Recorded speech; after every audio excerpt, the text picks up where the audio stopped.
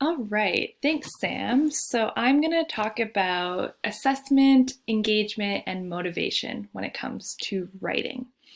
So my name is Rachel. I'm from the English cohort, which will definitely come through in this presentation, but I am passionate about these topics. So instead of just regurgitating what the Anberg learner says, I really want to try to pull in examples from my own practice as well as kind of outside sources that I often consult. So writing assessment approaches, so the best practices for effective assessment as outlined by the Anberg learner. The first big idea is that instruction and assessment are inextricably linked. This is not a new concept. In assessment course that we took in January, the Understanding by Design kind of focuses on the cyclical nature of instruction and assessment. It's just a constant cycle of planning, reflecting, and informing one another. And the process of writing instruction and assessment needs to be both formative and responsive to student learning and student needs. So the second big idea is that assessment of writing must consider both the processes and the products of learning. So the thinking that goes into writing as well as the thinking that happens before and after the writing process. So when it comes to assessment, this means that it should be differentiated and formative. So we've already kind of discussed this, as well as metacognitive and collaborative, which is really what I want to focus on in the examples I give you from my practicum. So just the idea that it must address the process and thinking behind the writing, as well as opportunities for students to meaningfully contribute to the assessment process when it comes to writing. So the examples from my practicum will focus on these three categories: formative, metacognitive, and collaborative. So let's just hop right in. So the first one, formative, this was about the diary that we did for A Midsummer Night's Dream character diaries. Basically, it's an assignment they would have to do multiple entries as opposed to giving them a bunch of feedback at the end, which they probably won't do a diary assignment for a while, if ever. I decided to give them the feedback right after the first entry so that they could put it into practice and use it to really improve their writing moving forward. So again, infusing that really into the learning cycle, tons of feedback and conversation going. The second example I want to show you is just on a PDF, so I apologize. And it's just a way that you can make it metacognitive, as well as just kind of get them to engage in reflection on the writing process. So I had my students write this poem, the details which aren't important, but the idea is that they wrote this short little piece at the end. Your reflection should give me a sense of what you were thinking while you were doing the assignment, the process of it, and what you think now that you've completed the assignment. So really getting in reflection.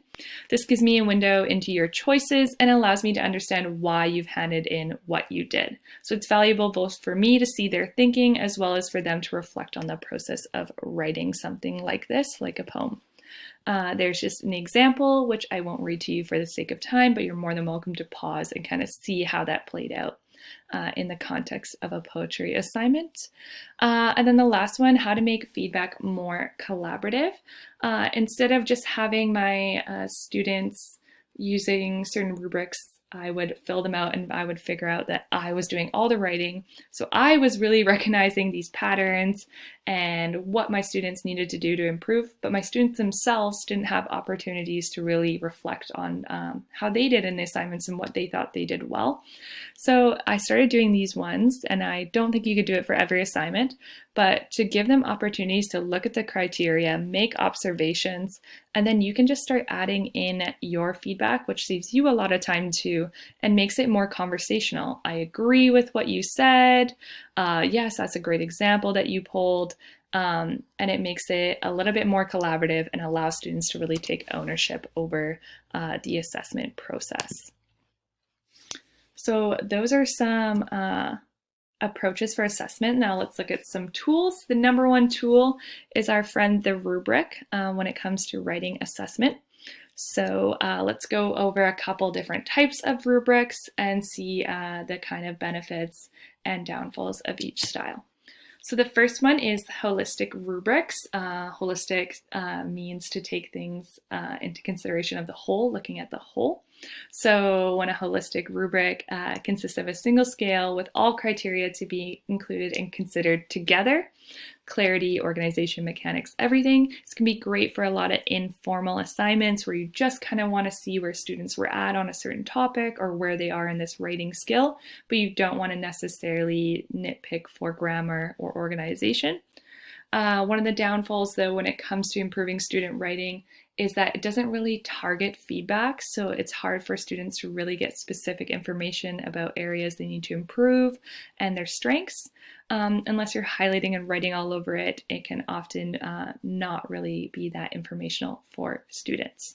The next is analytic rubrics, where they break down the different characteristics of the assignment into different parts and then describe what each of that looks like in the different kind of scale. What's good is this, again, specific information. Students can see where they went wrong, where they need to improve, what they do really well, and it has that kind of information that they can improve on. Another thing that makes it not so great, however, is that it's almost too much information. Often these pages, analytic rubrics, end up being an entire page, which is overwhelming for students. And it predefines what everything looks like and leaves little opportunity for students to imagine different ways to go beyond or be afraid of all the ways that they could fall short.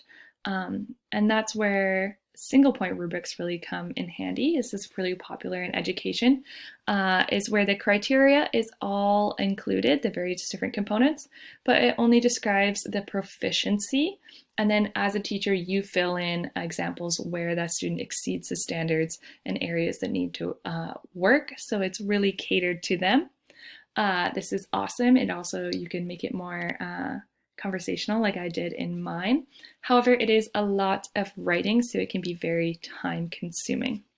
As high school teachers, we have quite a few students, so you're able to kind of decide, and that will be the focus of our discussion activity. So yeah.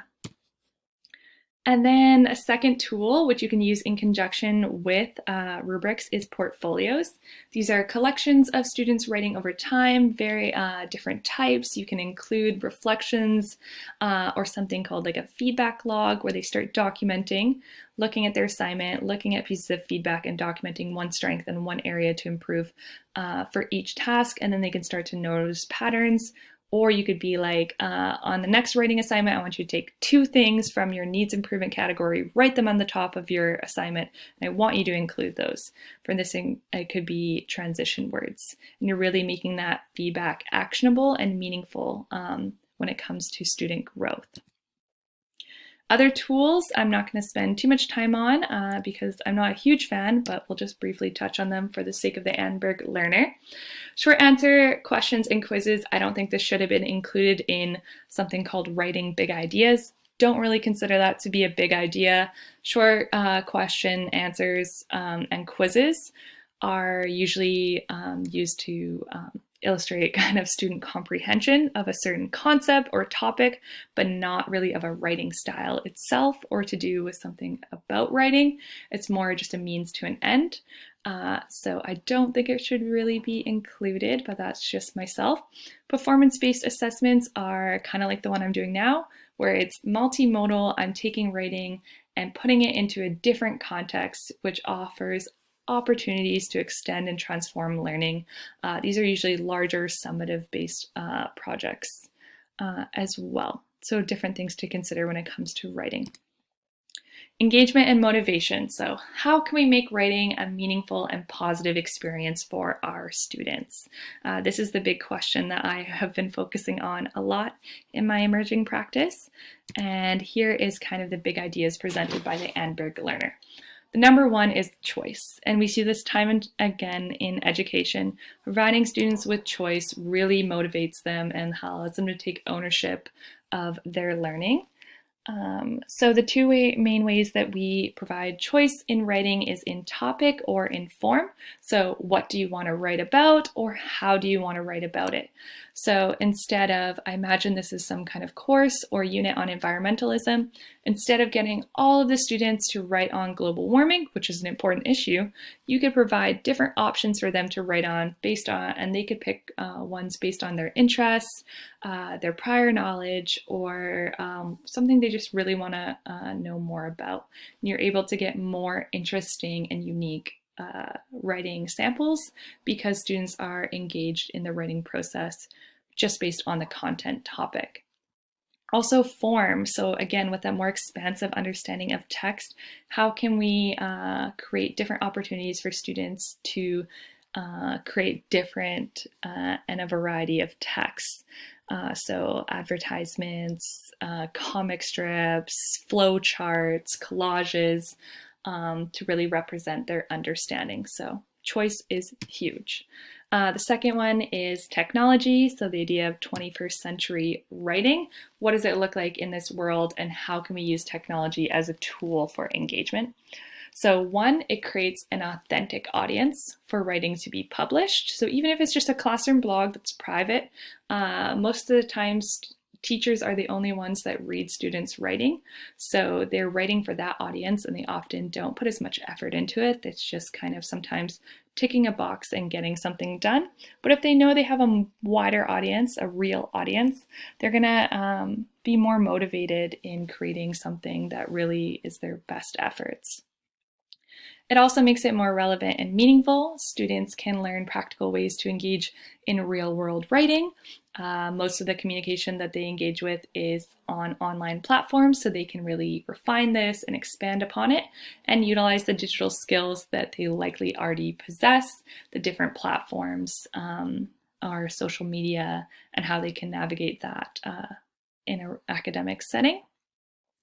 And then, as we've discussed before in this class, it makes writing more collaborative and multimodal. So it just really provides opportunities to transform learning in the classroom. And this is just a final thought about technology. Through the use of technology, students become creators and consumers. This was a big idea from the Annberg learner, and I really like the idea of becoming creators themselves. Technology definitely has the option to let you kind of publish and create content, which is very cool. And thanks for watching. So here's some of the key resources to check out. Cult of Pedagogy, that's where all the rubrics that I got on. She has tons of great stuff, so really check her out. She has a search feature, so you can search writing, assessment, any ideas that you're interested in. I'm sure she has something on it. Also, Teach Thought, excellent blog, 21st century learning, really using technology and best practices in education. Again, search feature, look up what you want. Both of these are not specific to the English discipline. They have tons of great ideas for STEM and the arts and tons of just great resources in general. And then when it comes to assessment, highly recommend these. Both can be found in the BC's new curriculum. And yeah, thank you for watching, and I look forward to the discussion activity.